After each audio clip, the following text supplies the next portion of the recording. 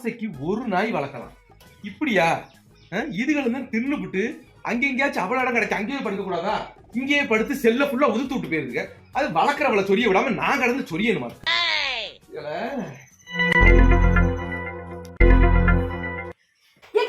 என்னங்க உன பாக்குறீங்க? என்ன அப்படி வாயில அரைச்சி போட்டு அடிக்க போறீங்களே? அடிச்சா அது பாவம் இல்லையா? அந்த பாவத்தை எங்க கொண்டே கிடப்பீங்க? 7 ஜென்மத்துக்கு நம்மள பிடிச்ச ஆட்டம். எனக்கு இதுக்கு இப்ப இங்க இருக்க கூடாது. அவ்வளவுதானங்க.